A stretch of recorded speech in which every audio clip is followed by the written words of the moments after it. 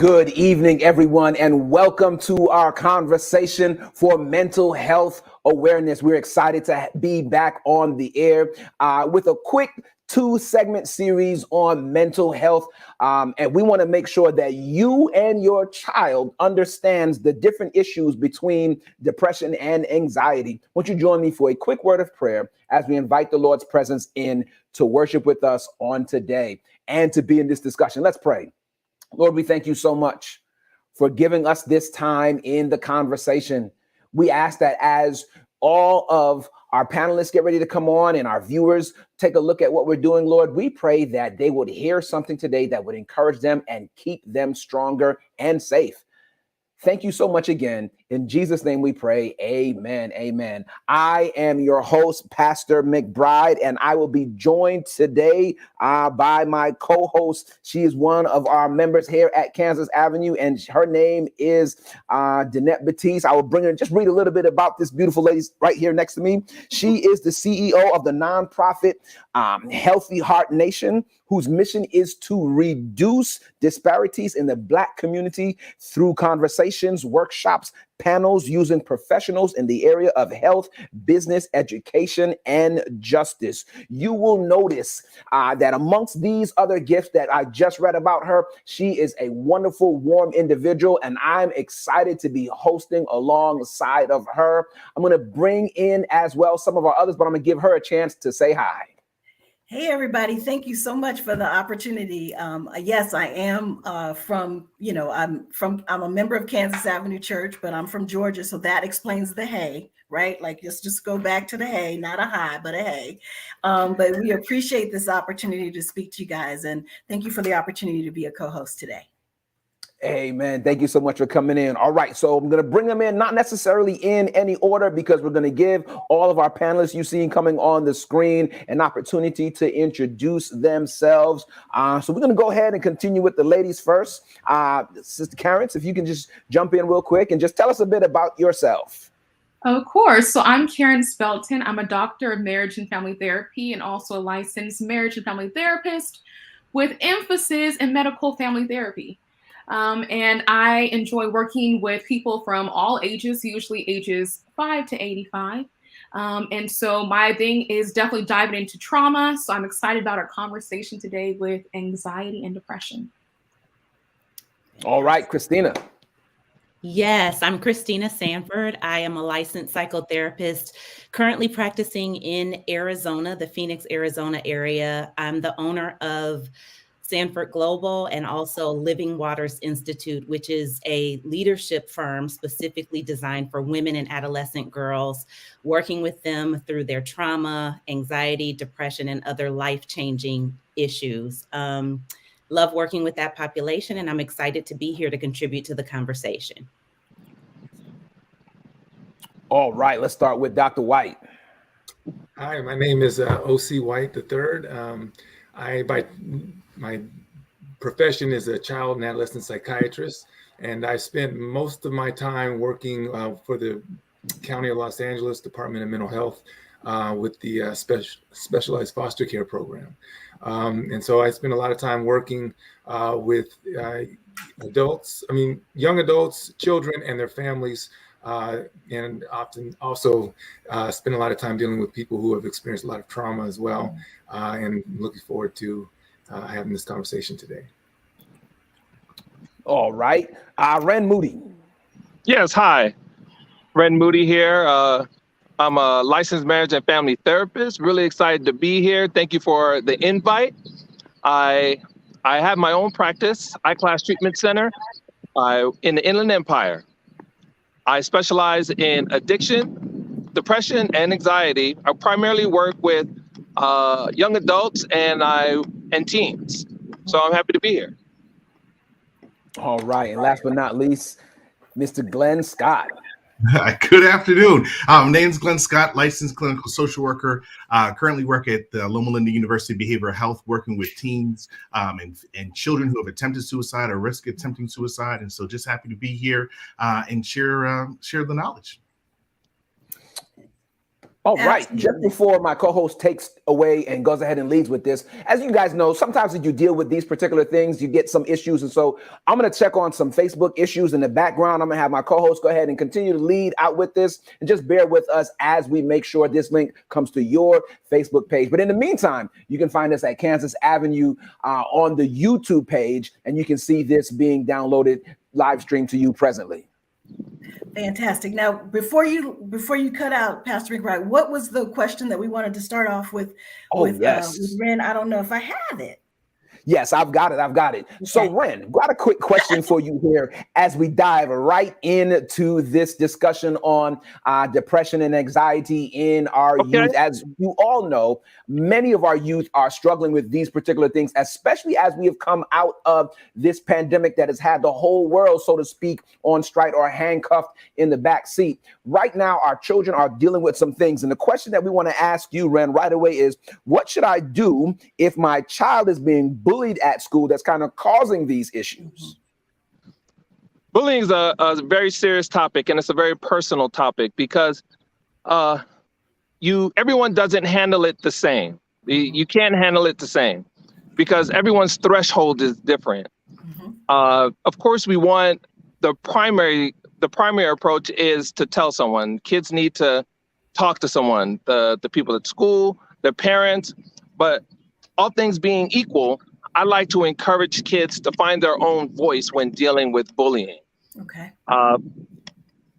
Once they talk to their parents, the parents and kids need to collaborate a little bit. They need to collaborate and figure out, okay, what kind of response fits my personality? Am I going to be witty with my responses when I'm being bullied? Am I going to learn how to protect myself when I'm being bullied?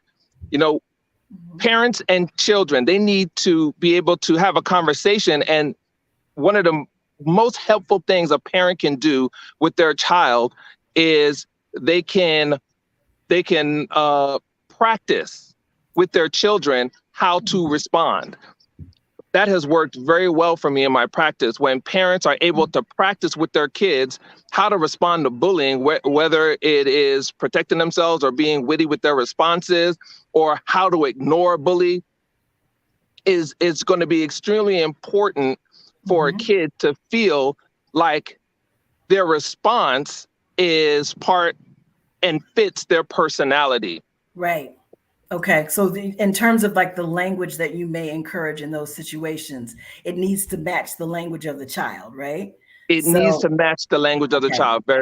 Absolutely. And when parents role play with their kids, that helps immensely. It is so helpful because one, it practices muscle memory so that the kid knows exactly how to respond. Right. And then the other thing is that they hear themselves and they feel themselves doing it. So it's not new behavior in the moment because they have role played it with their parents. And I encourage parents to, as they're figuring out what fits their children's personality, I encourage parents to try and do these role playing and these responses that's based on their value systems and their own personal beliefs, so it doesn't conflict with anything that the parents have taught them in the past. Right. No, that's really good advice. I can remember, when we were growing up, right? Like it happens to everybody. And so, I mean, we just had like a one word rephrase that we could use when somebody was messing with you or picking at you.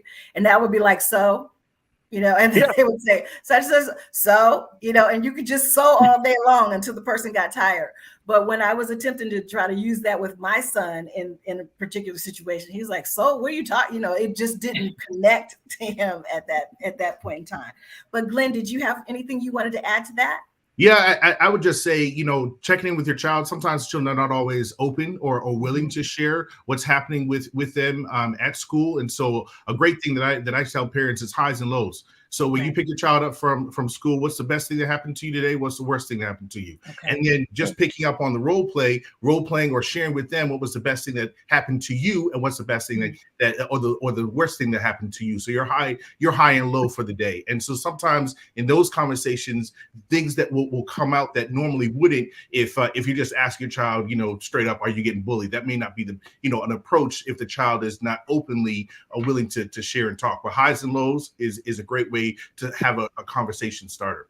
And I like the fact that you're giving it, like they're giving you information and you're giving them information, right? So it's a two-way street. Yes. And I think that is exceptional because you're encouraging the conversation. Yes. So you want to model. Oh, go ahead. I was just saying you want to model the behavior you want to see. So if you want Absolutely. your child to talk, you have to talk. So modeling the behavior you want to see is just the only thing that I would add on to that. And doing it in the car is great because they can't go nowhere. Nope. They're stuck. They can't go nowhere, so they got to talk to you. They can't be distracted with other things. Doing it in the car is great. Captive audience. So before we even go further, I'm going to see if I can maybe ask Dr. OC, if you could just explain and just baseline what depression and anxiety really is. Well, I mean, it is something that is completely different in every person. One of the things that's, unique to mental health is when you get a diagnosis, it doesn't always look the same. You don't always detect it the same way. So it's very important, I think, well, I'll get to that at the end.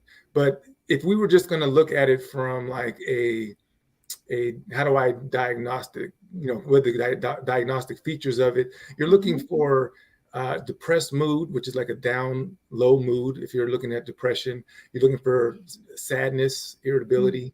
These would be things that would, especially with kids, you might see irritability more than sadness.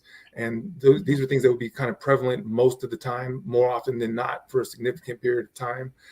You would see decreased, interest in things that they used to enjoy doing. They just don't like doing certain things anymore if they just lost interest. A big thing that really kind of highlights someone really kind of being in a depression is you no longer get joy out of things in life. Things are no longer joyful for you and you just don't have the motivation to do things. But you can also see sometimes you'll get a lot of guilt that they might portray that might not even seem like it's appropriate. You might also see that they're expressing feelings of worthlessness, things like that. You also get just like a decreased energy level. You might see that they just don't want to get up in the morning, and get out of bed. And you might just see that things that would normally motivate them it really takes a lot of extra effort that you would expect to see just to do their daily activities. Oftentimes you also see issues with their ability to concentrate or make good decisions. It just becomes more of a challenge. And you also see that changes in their appetite. You can see people might not have an appetite. They might not want to eat anymore, or they might eat excessively. You can see extremes in appetite as well as sleep. Sometimes you can see people have excessive sleeping. You can also see insomnia, where people are just not getting appropriate sleep and not enough sleep. And in very severe cases of depression, you can get to a point where people start to have thoughts of wanting to end their lives or feeling that life would be better if they weren't here. And so they start to feel like permanent solutions might be appropriate for temporary problems. Okay. So it sounds like the things that you outlined are similar in adults and children. Are there any differences with children that? Yeah, the biggest difference is, you kind of almost have to be more in tune. That's kind of what I was talking about before is, you have to, everyone presents differently, but I would say that the biggest thing I would tell like parents who are trying to figure out things is just, you have to study your kids. That's the thing that I see the most often is when I ask parents something and they're like, I don't know, the fact that your kids are studying you from the moment they're born, right? Their whole job is, how do I figure out what in the world life is about? Well, I'm just going to my eyes are open, my ears are open, and I'm paying attention to everything that's going on. Their job is literally 24/7 to study the people they're around to try to figure out what's appropriate. So that's why you wonder why your kids can push your buttons a lot of times more than you know how to control them, because they've been Right. studying you a lot harder than you've been studying them. And so the importance of studying your children so that you are on the same sync level of understanding what's going on, where even if they don't tell you something, you can pick up something's wrong. I know that look, I know that feeling, I know that action. That's not you. That something's wrong, and I can go in and probe. And if you have that time, you can pick up on it. But specifically, the thing that I would say is most different, probably the irritability as opposed to the sadness. That would be probably the number one thing where you would more likely see someone who, if you ask them if they're sad all the time, they might not express that, but they're just easily upset and irritable. And that would be the thing that would probably be the most noticeable difference between children and adults. Okay. Christina, did you want to add anything to that? No, I completely agree with Dr. White. And I was going to add that the irritability, high irritability, is one of the main indicators or differentiation points between adults and children and adolescents. But the other piece is also just zooming in a little bit further, identifying when your child or an adolescent that their hygiene is declining rapidly. You're starting to notice what we call in mental health decompensation, these symptoms of decline, emotional and mental decline. That looks like your child may have been taking a shower every morning, and now you notice that it's every 4 or 5 days. You may notice an odor. You may notice that they just don't seem to care about their appearance or their cleanliness or anything like that. And then also isolation is a huge sign of depression, both in adults and in adolescents. They're avoiding family gatherings. They are more than normal isolating in their rooms. We know that with our adolescents, privacy and autonomy, as they're trying to build that, you will find them in their rooms more often because that's part of the developmental process. But when you see it happening more than usual, and they have a greater aversion to engaging in family interaction and things like that, then those are signs, if you're seeing a pattern of that, not just, oh, well, I broke up with my new boyfriend and I just want to be alone. If it goes beyond a couple of weeks and you're still seeing it, then you want to be paying close attention to your child's mood, how they're engaging in the family, how much they want to interact with you, how they're taking care of themselves, if they have high irritability and what those things, what that looks like. But yeah, those are all other little pieces that we're looking at if we're parents that are watching, paying attention to those things in your child as well. They're not dropping their hygiene just because they're teenagers and they play basketball and they just don't feel like taking a shower. Right. All of that is true. So I know, like, did you take a shower? What's going on? Especially with the boys, but yes, but it's beyond that. It's when you're seeing them constantly in the bed. They're not changing their bed. They're rarely changing their clothes. You're wondering why those same sweatpants are the same ones he had on 5 days ago. Right. So paying attention, being attuned, and that's a huge thing. I think that Dr. White was talking about, just being attuned to your child's patterns, their normal patterns, so that you can identify when it's gone off the path. Right. And so Dr. Belton, just feeding off of what she just said, because your background is in the family and marriage therapy, what should a parent do on the opposite side of these symptoms? Right, absolutely. So this is a time where I want parents to increase their understanding. This is not a reflection of bad parenting. It's not, well, something's wrong with my child, so I'm doing something wrong, or what's going on, I failed. You want to be able to still pour into your child, right? Oftentimes with our teens, it can seem as though, well, they're not listening to me. They don't hear a thing that I say. They are. They're listening. They really are listening. So I encourage you, keep pouring in things that are encouraging, things that are positive, because they are listening.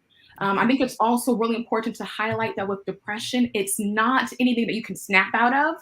It's not a reflection of them being ungrateful for the roof that you're providing over their head or for food or clothes. It's not that type of thing. There's something that's truly going on. And if you are able to offer that understanding, that emotionally safe environment, is going to create that environment where at some point they will open up. Here's the thing though, once they come to you, be ready to listen. Absolutely be ready to listen, because if we are giving responses that are showing anxiety from our own point as parents, or if it's, well, what's wrong with you? We're still listening. Okay. So we really want to be that safe and secure base for them, so that when they finally open up, we're just ready to listen. Put yourself on mute. Okay. Put yourself on mute and really be prepared to listen, and listen with eyes and ears that reflect today's current society. Okay. So we kind of go back to what you're mentioning, Moody, just about bullying, right? Today's society is completely different. Before, you could probably go to school, get bullied, and come home, and you don't have to worry about seeing them again. Completely different today. If I'm bullied at school, I'm probably still getting bullied by social media, or if people are on video games, they're probably still talking about me. It continues. So a lot of our teens don't have that break from school life to home life. Oftentimes it's just continuing through, and so they're not having that disconnection just from some of the probably influences to their depression or to their anxiety. I know right now, simply with like the mask mandate being removed, a lot of my teens and young children are having a difficult time even becoming comfortable with other peers seeing their faces for the first time.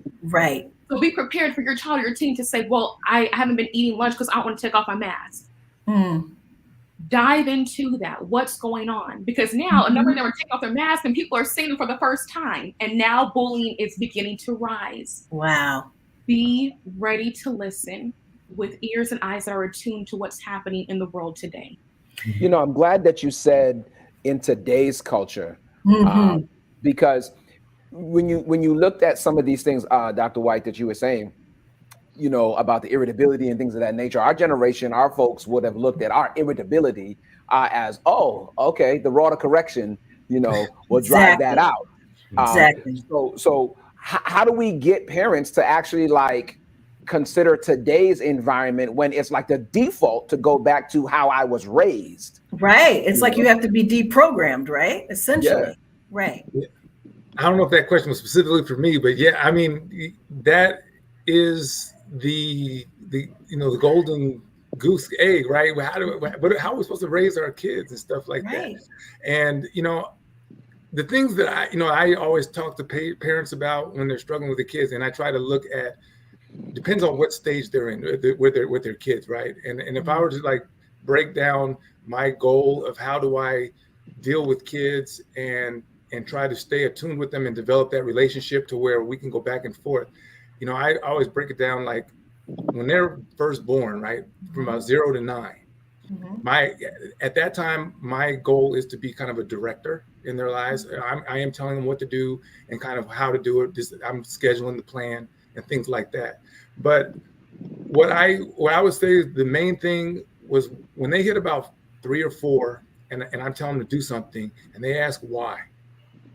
The most important thing I would say is, you know, a lot of times we feel like, because I'm dad and because I said so, we'll do it. That's how we were raised, we feel like that is our right to say that. And it is actually, okay? But you don't have to handle it that way. And if you don't, it pays dividends in the long run. When they ask you why and they're 4, and you sit there and you explain, well, because I want you to be safe, and if you continue to do this, this actually can cause you to get hurt. Okay. And you go and you take the time to explain it to them, even though you're like, I don't even know if they're understanding what I'm trying to say because they're only 4 years old. First of all, you're surprised. You would be surprised at how much they actually understand before you think they understand it.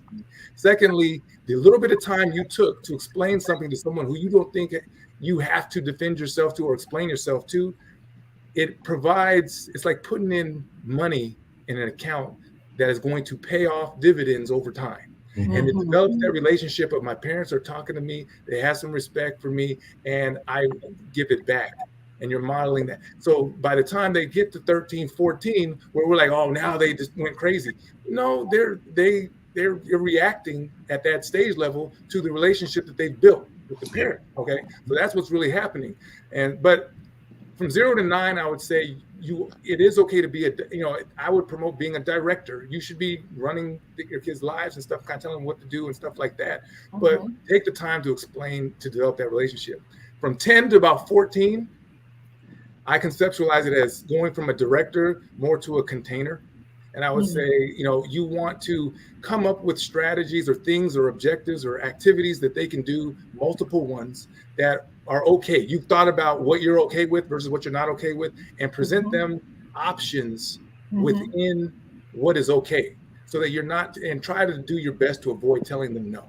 Right? You're not always telling them, no, you can't do this. No, you can't do that. Look, why don't you do this or this or this? You got all these options, right? It's all about how you say it and what words you use, right?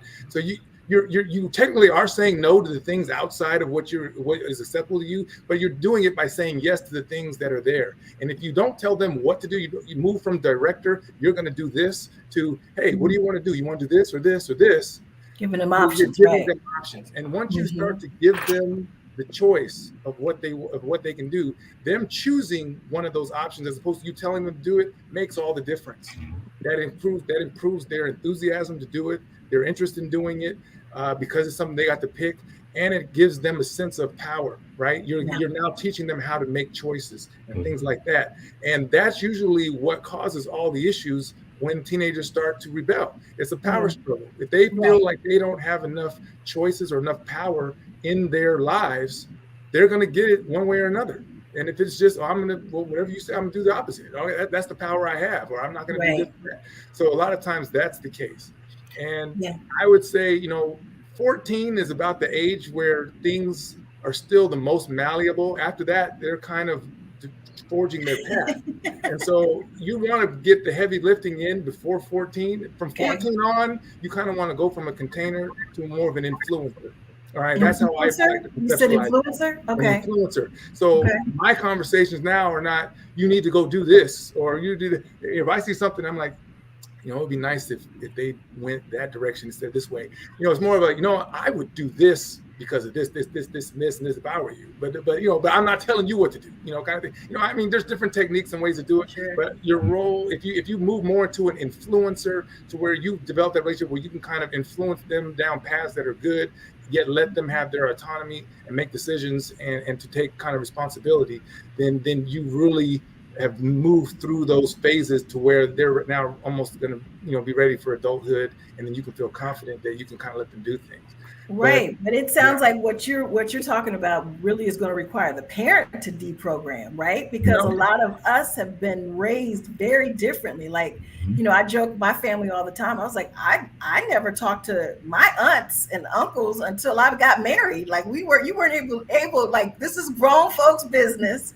You can't have a conversation. Why are you doing it? Because, we told you to, or whatever the case may be.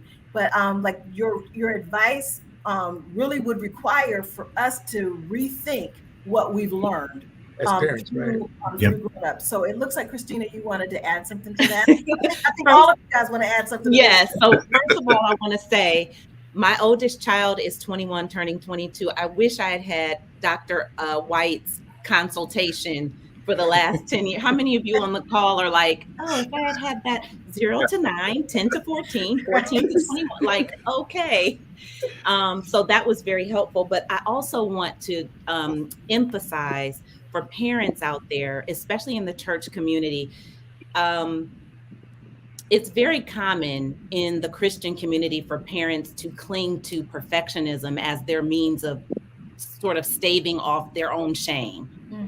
And so when we are raising our children from a Christian perspective, it's easy for parents from that perspective or in that context to try to ensure that their parenting is perfect, their children are perfect, and that the environment that they're placing their children in is perfect. And that's simply not true. So, especially my kids.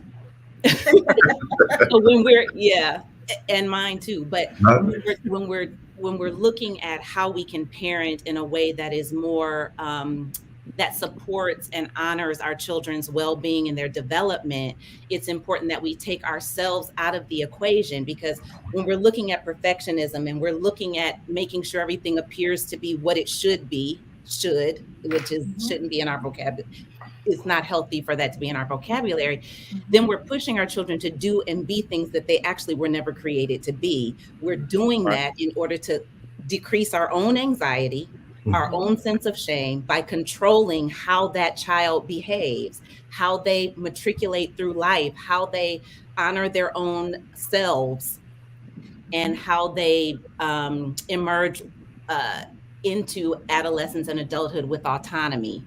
And so just a word to the parents: when your child is doing or saying something that is not in alignment with your perfect view, no, we feed you, we clothe you, we send you to private school, I always take you to the hairdresser. Why don't you? I buy you very good clothes. I mean, we go to Macy's, we go to Nordstrom, we go to Neiman, what are you talking about? Right. When you are using your own insecurities to control your child's feelings and behavior, that's when you know that you need to back up and start asking the question, tell me what's going on. Tell me how you're feeling. When your child is expressing irritability, we talked about irritability earlier, those are signs, especially if it's a pattern, that something's going on inside of the child that needs to be addressed. And guess what? It's not about you. Yes. So when you're parenting, make sure that you are in alignment with yourself and connected to your own feelings. Wow, she just said that and I'm feeling anxious, like I need to do something. That's my own stuff. Recognizing what's your own stuff so that you can be emotionally available for your child. We're not emotionally available when we're completely consumed by our own shame, and then we act upon that shame in order to control the outside, which our child is on the outside of us now. They're no longer for the women, in our bellies or whatever. So it's very important as parents that we stay in tune with and in alignment, connected to our own feelings, our own insecurities, our own challenges, so that we're not spewing that on the children and then preventing them from growing and moving through these different stages, and even the depression and anxiety that they may be experiencing. Right. They can't trust us if we're constantly returning back to ourselves, when the attention needs to be on them and what they're experiencing and how we need to help them to grow and to mature and heal. Absolutely. And I like to piggyback on a good doctor. What she said is so important, because the one thing that we have to remember is that these kids, they have so much information available to them. So much information available to them. But the one thing that they're doing that we're not doing is we're not piggybacking on the information that's available to us, because of that shame, because of that guilt, because of the stuff that we were brought up with. We are not evolving so that we are gaining information to now parent in this day and age. Right. Very helpful resource is collaborating with other parents that you trust. They are your most valuable resource. We have to start collaborating with other parents that we know and may not even know, so that we can gain a little bit of tools underneath our belt, so that we know different types of ways to intervene on behalf of our kids, and not let our own insecurities stop us from getting information. Right. Right. And I think that a lot of you guys also mentioned that, your background involves trauma, right? So we're all going through our own personal traumas as we're attempting to raise, these young people to go out into the world. So Glenn, can you speak a little bit more about that, and especially, as you deal with suicides and things with your patients? Absolutely. And I just wanted to piggyback and add that, as a parent, you're going to make mistakes. Right. That's part of it. And the idea is, don't fault yourself for the mistakes that you have made and will make, because that's just part of the deal of being a parent. Right. You're in the business of planting seeds. Some seeds are going to flourish and you'll see them grow, and other seeds, you'll get a phone call when they're about 25, 26, 27, and then apology and say, hey, mom, hey, dad, you remember when I was a 14-year-old knucklehead? you didn't give up on me. I thank you for not giving up on me. So I just wanted to add that point on, and then just piggyback on the question regarding trauma. All of us have experienced some type of trauma, and if we don't talk about it, if we don't share it, we don't let it out, it will take over us. And so the example I use with my patients all the time is, what's your favorite soda? Well, they tell me, Glenn, I like Sprite. Well, if I had a 20-ounce bottle of Sprite and I shook it up really, really hard and opened it, what will it do? It will explode.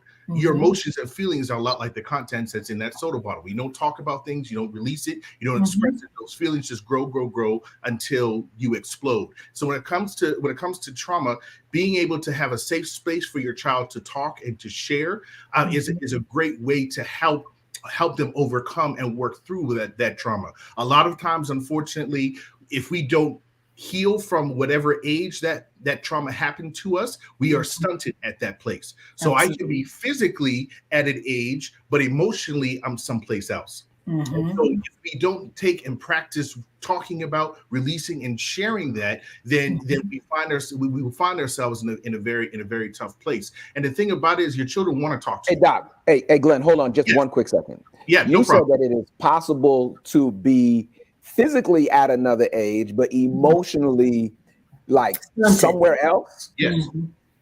Happens all the time. My favorite population that I work with is with teenage girls and their mothers. They bang hands all the time. And my child is not doing this. My child's not doing that. And if you talk to the parent, you realize that the mom had a trauma in her adolescence that has been unhealed and unresolved. And now you have a 14-year-old that you can't get along with. Mom, have you forgiven yourself and worked through the trauma you experienced when you were 14? 9 times out of 10, the answer is no. So when you have a 14-year-old physically and a 14-year-old emotionally in the house, you're going to clash. Wow. You're not gonna. It's a done deal. So a lot of times, so when we talk about parents and being in tune, as a parent, it takes a village. So I definitely reaching out and talking to others, but doing the work. You have, as a parent, you have to check yourself and say, hey, where's my self-esteem today? Do I think that I'm a good parent, and do I think that I'm a good individual?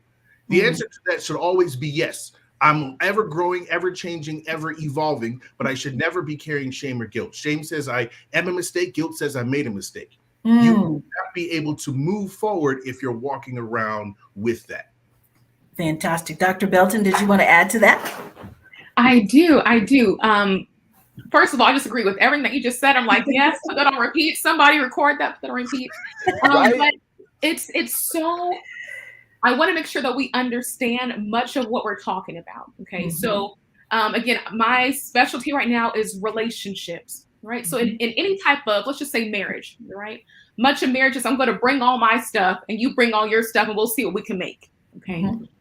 And we know if you don't deal with your stuff, what happens? It's going to show up in the relationship with your spouse. Same thing happens in the parenting relationship with your child. If you are not working through your stuff, it's going to show up again. It's a natural type of thing. Just because we believe, well, I have my child now, so my healing is done. My healing is over. It's not necessary. No. No. And I want to make sure that we understand, let's just say, I'm kind of going to use your same example, Glenn. The trauma that you may have experienced at 14 is going to mean something different when you're 28. You're even older when you have your child and that child reaches the same age that you were. Go back to it, revisit it, kind of check in with yourself. So that you are able to understand what's coming up for me and how might this even be impacting my parenting?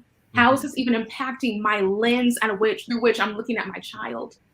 Go ahead and check in, really kind of take a step back and say, I know that all of my stuff is now being present in my communication, my relationship with my child. And even if there are moments where maybe you and your child are interacting and you walk away saying, oh, I don't even like how I showed up just then. Right. Check in with you. Check in with you. And what I like to just be able to drive home is that it is not the damage, it's the repair. Right. The repair is huge. Even if you're walking away saying, I don't like how that went, great, go back. Go back and say, you know what, I'm so sorry. I know my tone was off. What I'm really trying to say is I want the very best for you, and I'm afraid that it's not happening. Go back, repair. I want to kind of go back to what you were saying as well, Dr. White. But especially we're talking about this season of choice and that container. It is so important that power is shared within your relationship with your child, because that's then you being able to create a platform where they're empowered. Yes. If there is not a platform, that means someone in the relationship is being left powerless. But they might burn the house down. And I get that too, right? So we're still talking about safety, okay? Now, we're on the house scissors, okay? But what I am saying is that you want to make sure your child is not being left powerless. Yes. Yeah. You absolutely. You do not want that. You know, so it's important that that platform of power is shared. And this isn't just science. It's not just a bunch of, mental health professionals talking. It's biblical. There was container in the Garden of Eden, right? We are still given the power of choice. Yes. Anywho, that was it. But yes. So listen, before we go any further with the parents, real quick, because we hit it really good, but let's talk to any youth that actually might be on here watching right now, or may come upon this, at another time. I think they kind of know they're depressed or they have some anxiety. What kind of behaviors can we start telling them that they can do to start working through their own situations to help them start to do, to help them start with repairing? Because when you go in these directions, you end up starting to do stuff to deal with what you're dealing with. What's the good things to do, with our youth today for them to do? Go ahead, Christina. The first thing is give voice to it. It doesn't matter with whom. It doesn't have to be your parents. It would be ideal if that were the case, but we're not operating in ideals here. We're operating in reality. If you are a teen or a youth that's struggling with the depressive symptoms that Dr. White described, or just feeling really, really down, you may not even recognize some of the symptoms he identified, but just where you are just not yourself. You don't want to go anywhere. You're not feeling connected even to your friends. They're wondering why you didn't come to the skate party, or how come you didn't meet them at, wherever you guys were supposed to go. You were just in your room, just like down. There has to be at least one person in your life, it doesn't matter who it is, that you can share those feelings with. And even if you can't identify the feelings, because a lot of teens have not been taught to identify their feelings or to even be able to conceptualize what's happening in their body or anything like that. But just to talk about what's going on with somebody. It could be a teacher. It could be somebody at your church. It could be even another friend, because those friends have parents. And those parents may be able to help. But the first thing is giving voice to your experience. That's the number one thing. And from there, you continue to give voice to it until you're getting help. Yes. And so it's similar to what we tell children and adolescents about abuse. Tell until somebody listens. You tell it. And it's a way to bring down your level of shame about it, because we know that silence, secrecy, and judgment are the breeding grounds for shame. The minute that you begin to speak it, that level of threat, that level of shame, that level of undue guilt, it starts to come down. And the more you speak it, the more you'll start to experience even your symptoms decreasing, because you then are building community with people around this issue. You're building a support network around whatever it is you're experiencing. So there's no more secrecy. Right. So you're not under the pressure, the emotional and spiritual pressure of secrecy. I'm not going to tell anybody because I was thinking yesterday about ending my life, but I stopped. But then next week I probably will feel that way again. Tell it. Yeah. Tell it. Yeah. So that's just number one. I'll let everybody else do the rest. I got it, Ren. Oh, go ahead. I really focus on motivation with my kids who are dealing with a lot of depression. because motivation is really the key to all of most of the symptoms of depression. Whether you're getting out of bed, you need to be motivated to get out of bed. Brushing your teeth, you need to be motivated to brush your teeth. To talk to someone, you need to be motivated to talk to someone and share. Motivation is huge for people who are going through depression, whether you be kids or whether it be adults. And what helps a lot with motivation is having an accountability partner. Of course, kids don't know what that is, but we need to explain to them what that is. And I frame it as a best friend who's going to be honest. That's how I frame it. And once kids have an accountability partner and they know who that accountability partner is, then it makes them accountable to follow through on certain things like, hey, did you brush your teeth, or did you get out of bed? And it's not insulting, because they know they're just doing their job as an accountability partner. And they feel supported when they have someone that says, hey, did you do this? Or did you do that? Kids start to feel supported and motivated if they know someone is going to ask them if they follow through on what they're supposed to do. Got it. Glenn, you were saying. I just wanted to add to that, as you're talking and sharing and find that accountability partner, you'll find that you're not alone. You think that you are alone when I'm the only one that is dealing with this. You find that when you're talking and you're sharing and you're getting that out, you're not alone, which helps to help motivate you to continue the path that you're on. The other thing that I just want to add is to find a way to express whatever you're feeling, get it out of here and on to something external. So a lot of times I'll tell my kids draw, color, write songs, listen to music. Now, as we go further down the path, I don't want them listening to, just like depressive music, because that then feeds the depression. So you got to balance it out. But the idea is that to find a way to express or to release whatever that you're holding on to by talking, by sharing, getting that partner, and then expressing it in some tangible way is what I would recommend. Okay.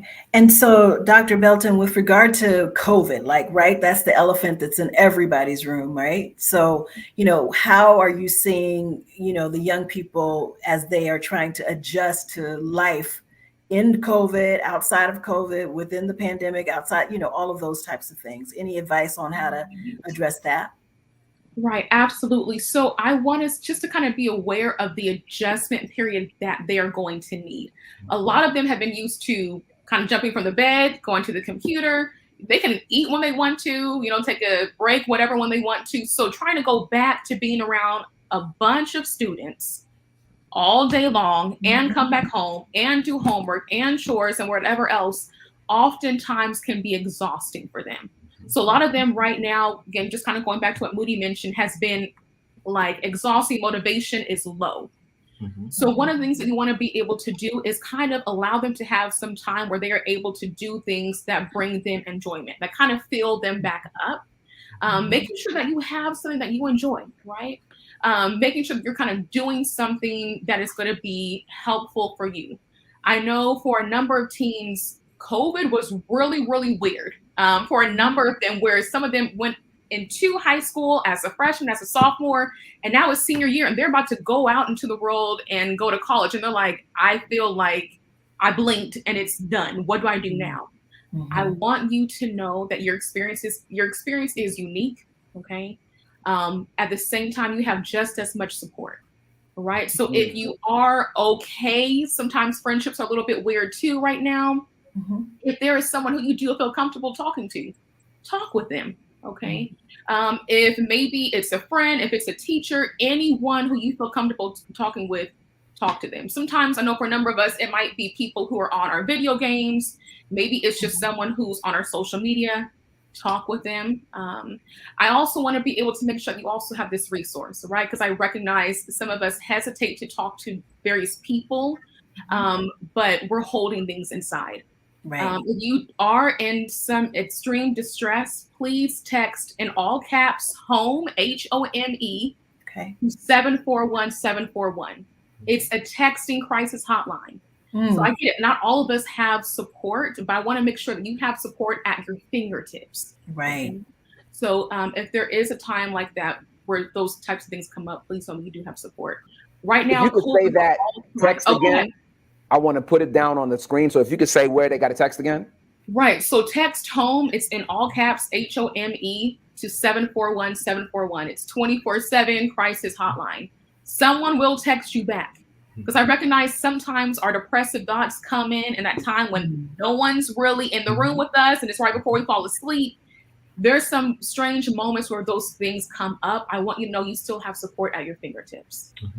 And Dr. White, I know that we hadn't necessarily talked about medications and when there is a place for that. Could you kind of maybe talk us through some of those things? I mean, I could definitely talk about that.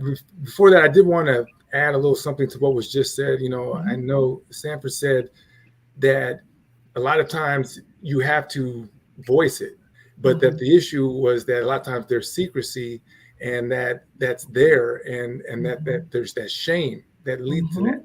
And the root of that, a lot of it comes from stigma when it comes to mental health.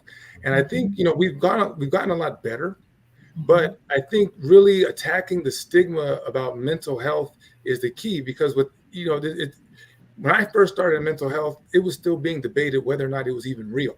Right. There was not even parity in mental health and regular medicine, because they were completely different. And we're still having arguments in Congress on if it even exists and whether or not we should. So, I mean, we've come a long way since then, but there's still, especially in our community, a lot of times there's this belief that we can't have a mental health issue, right? That's not something that we're supposed to have. But these are the same people who, on the basketball court, if I roll my ankle, hey, dad got injured, and I'm going to go and treat that, right? And same group of people who, if we don't control our sugars, we going to need that insulin, okay? Because our pancreas is no longer functioning. And so for us to have this concept that the brain is the only organ in our body that doesn't get injured or have some disease that can happen to it, really is not, it doesn't make sense, right? So the brain is just an organ like everything else. It's the same cell, the same DNA doing a different job, compared to the other parts of the body.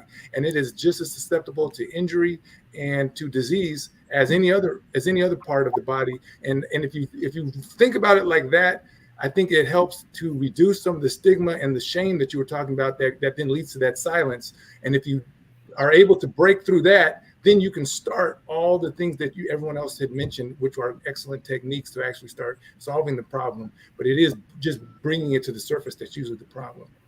But Absolutely. When it comes to depression, medications, I think the first I'll say is they're very rarely, almost always, I would say they're pretty much never a perfect solution. Okay. So, I usually we recommend it if it's something where the problems that you're experiencing are either very, very severe, or at least very moderate to severe and significant impairment to where the potential to change the way your body is actually operating could provide more benefit than harm. Okay. So when you think about what medications are doing, a lot of times people think about, I want these other options. So I have to explain them as medications versus like supplements, right? When you take a supplement, you're trying to provide fuel for something, and whereas medications are trying to tinker with the way something works. So if I was to use an analogy of a car, right? If you have a brand new car that's working perfectly, and then all of a sudden you run out of gas and you don't put gas in it, okay, your car's not going to work. Something's wrong. Right. You're going to know something's wrong, but you're going to be like, what do I do? Well, all it needs is some gas, right? So if you give a supplement, okay, it's like giving gas to a car that didn't have no gas in it. Oh, now it can work fine. There was nothing wrong with the way it operates. It just was missing some of the key ingredients. Whereas by the time you're dealing with medication, you're trying to alter some of the way the thing works. So usually the concept with that is, if you're going to do that, you're going to alter something.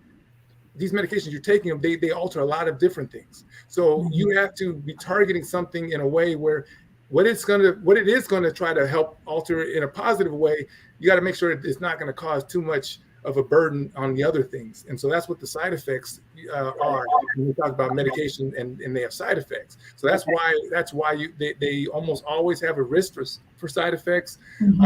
And so you have to consider that whenever you're thinking about medication. But there are times where the potential risk for side effects are worth the benefit that you can get from medications. And so it's an individualized situation every time. Everyone's situation, I think, has to be taken into place. But there is a role, and there's evidence that backs up that when you include medication and therapy for severe depression, the results are going to be more than either one by themselves. Fantastic. Well, Pastor McBride, like you said, you're like, this hour is going to go by fast. You were right. You were 100% right. So just so that we close, is it okay if we just kind of do closing statements from everyone else? Let's go for it. All right. We'll start with you, Christina. Sure. I guess my closing statement would be stay in tune with yourself. This is to the parents. Try your best to respond instead of reacting to the behavior, the challenges that your child is having, and focus on what it is that they're experiencing and what you can do to support them as they move through their healing process. That it's not about you or anything that you've done or not done, but that it's about ensuring that your child gets what they need to be able to move forward functionally in their lives. And then for the teens, my last word would be tell someone. Tell someone. You be courageous and tell someone. Okay, Dr. Belton. Yeah. So for parents, again, I'm going to say keep pouring, keep encouraging when your child is listening, even if it doesn't seem as though they are. And again, for my teens, please find sources that work for you.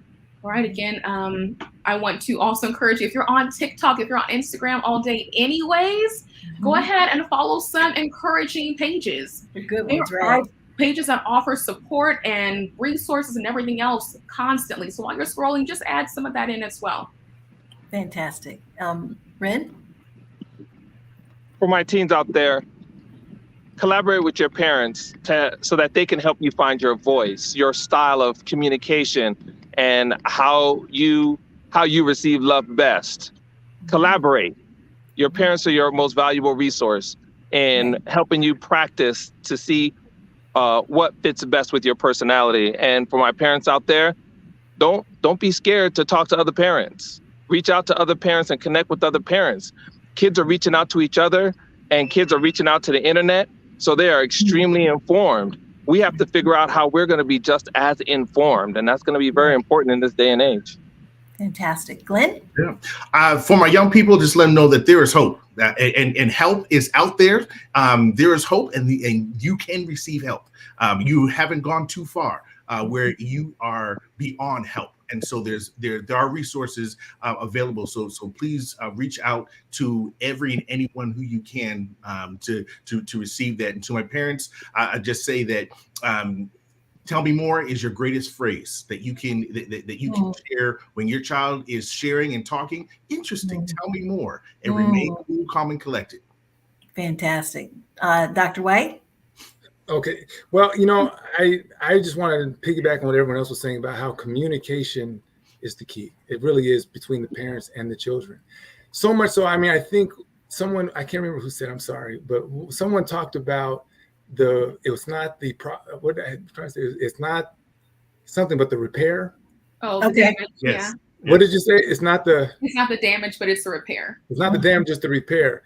That was so powerful. I want to go back and piggyback on that one because that is so true that it's almost worth the damage sometimes for the opportunity to repair. Wow. Okay? That literally that repair is so valuable that if nothing had happened, you might end up being better off if you do the repair right than you were if nothing had went wrong.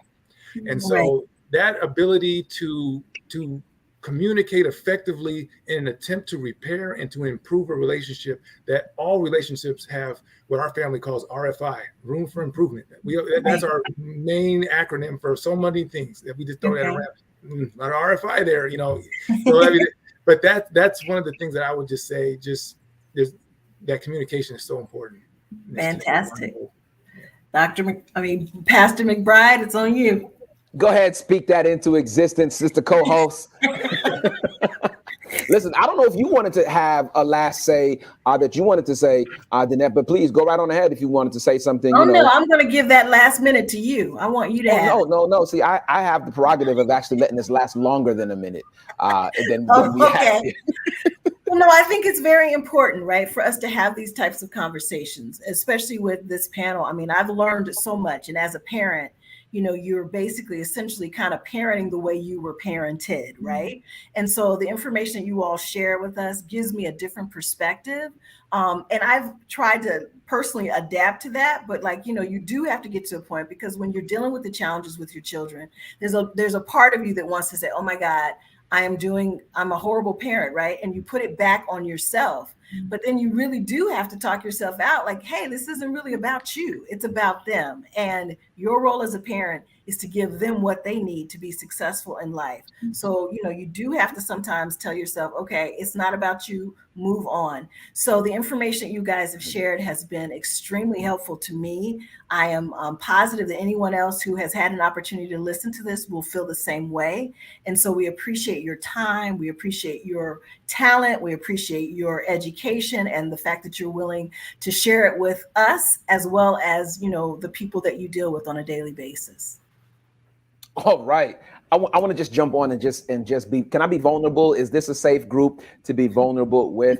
I appreciate you guys helping me through sometimes the shame and the guilt that I feel as a parent, because once my kids have gotten to a certain kind of age, I automatically, Christina, begin to feel like, what did I do wrong? Like, how did I suck as a parent? I'm terrible.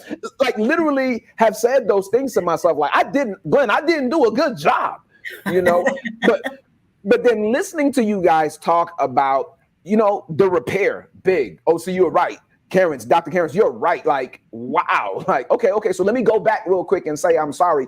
A parent, if you're listening right now, it's not too late. You have not missed the mark. Believe it or not, like, you can go back to your child who was 20 or 30 or 14 or 2 and repair yesterday's conversation. You can say, hey, listen, last night, man, I was tired and mommy was hungry, daddy was hungry, and I just needed a moment. I've got that moment now. You were saying something, and like Glenn said, tell me more. Like, what more? Can we talk about this some more? The other thing, parents, that we talked about here, and Ren brought it up really early in the program. Listen, model the interactions your kids will have with guys who are bullying them, girls who are bullying them. Model that. You know, you be the bully sometime and let your kid be you, or your kid's going to be, you know, the one who's bullying you, and you give the right response. So, you know, you can figure these things out and help your child through this process. Listen, we talked about so much, but one of the bigger things we want our younger viewers to know and leave with this. Listen, give it voice. Christina said, tell it. Scream it out loud. Tell somebody until somebody listens and changes some things. Ren said, motivate. Look for the motivations throughout your life to help you get over these particular things. Karen said, you're on social media all the time anyway. So begin to follow some wonderful people who are speaking some positive things into your life. I could toss out a few. The hip hop preacher, Dr. E.T., he's got some stuff on there. Jeremy Anderson, wonderful individuals who are constantly, listen, you can even jump on to Healthy Heart Nation, and I'm sure you're going to see some wonderful, inspirational, motivational things on there as well. Just help you go through. Listen, each one of these individuals work in the field that you might be struggling with. And we want to say thank you to all of them for coming on. So Dr. White, thank you for coming in. Dr. Belton, we appreciate you. Christina, you are awesome. Dr. 2B, we appreciate you. Thank you so much. Dr. Glenn Scott, you, my friend, classmate, AUC in the building, we appreciate you. And Ren Moody outside there behind, in front of the Tree of Life. It's good to have you on there. Guys, we appreciate you. We're going to tune out now, but we want you to tune in next week for our adult conversation. It would seem as if we dealt with adults, but really this was about children. And that's why we told parents, it really isn't about you. Put yourself back, say I'm sorry, forgive yourself, and come in. But next week, We've got adults coming in. Dr. Ricardo White and a bunch of individuals are going to be on dealing with adults who deal with depression and anxiety. But until then, you can find us on Facebook and YouTube, Kansas Avenue Seventh-day Adventist Church, The Conversation. Have a great evening. And remember, it's more about the repair than the damage.